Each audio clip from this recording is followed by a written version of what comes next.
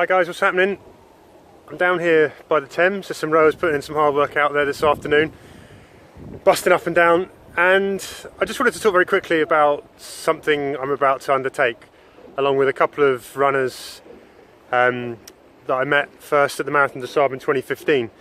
And we are, in a few days, going to try and run this bit of water, all 184 miles of it, from its source to the sea. Well, near as damn it's actually the Thames Barrier. Who knows where the sea starts and finishes? Google doesn't. I've tried to look. So we're going to go to the barrier. Now, I've run massive stretches of this river pretty much the entire time I've been running. I live about a couple of miles away, and it's been so important in my running. I'm down here on the weekends on a Sunday like this when, you know, the sun's out or it's a clear blue sky, and there's runners, there's cyclists, there's people up and down this place. There's effort.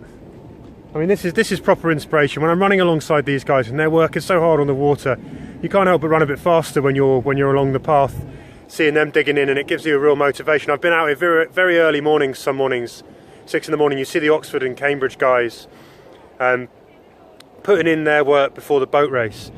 And so the Thames has got a pretty special place in my heart. I've done my first ultra here. I did my first 100k along the Thames. I did my first 100 miles along the Thames. So I've run massive stretches of it. I've never run the whole thing. And that's really, you know, part of why we've decided to take on this challenge of running from somewhere in Gloucester all the way back to the Thames Barrier. We'll go through Oxford, we'll go through Windsor, we'll go through Reading, we're going to go through Henley, we're going to pass Hampton Court, we're going to go up through Richmond. I could list all of the towns and the place long. I won't, I'll stop. But eventually you sort of end up back into central London with views like Battersea Power Station, South Bank, all the way along through the walkie-talkie, all of those iconic buildings. We're going to get to see all of that.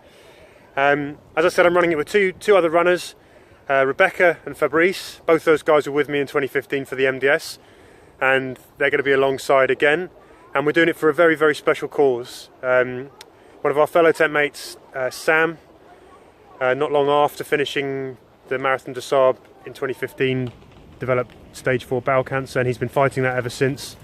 And he has, despite the enormity of the task that he's facing, he's found some time to use this experience to create an anthology of poems that have been turned into audiobooks, and they're going to be available to buy based on donations, and he's doing that for children with cancer. I mean, to find the time, or whatever, just the spirit to do something like that whilst you're facing the battle literally of your life is something that I've found incredibly moving and motivating and inspiring. And we're going to come out here and do this run to support Sam, and to hopefully help sort of raise some money and for his charity, and to raise some awareness for children who are also sort of facing similar battles. So, what is it? It's 184 miles. We're going to be doing around 60 miles every single day. We are going to be shouldering this thing, the old Thames, for the entirety, pretty much. And you know, there are going to be some gnarly bits in it. Day 2, because of where we're having to start and stop to make it easier for accommodation.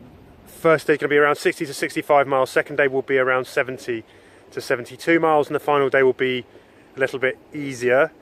Say easier, but it's going to be on tired legs. Around 54 miles all the way into the Thames Barrier.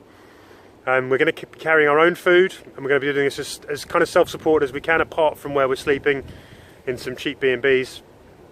And we'll have to refill from water from friendly pubs along the way. Only water. No beers, only water.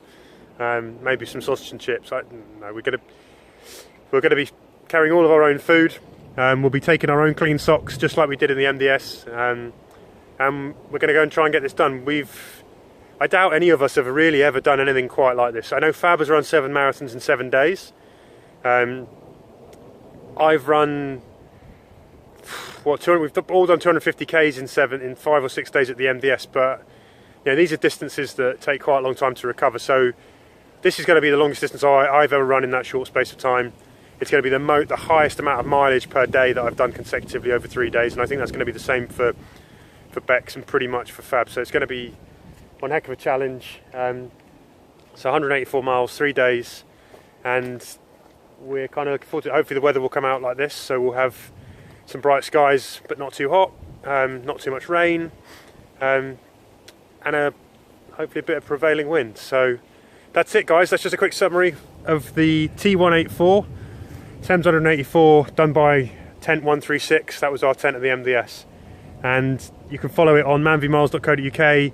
Hit us up on Instagram at manvmiles. On Facebook, look for the Man v Miles group, and we'll be posting updates as we go, starting on the 2nd November, finishing on the 4th of November. Come back and cheer us on. Come out and run a bit if you fancy it. Nice one. Take care, guys.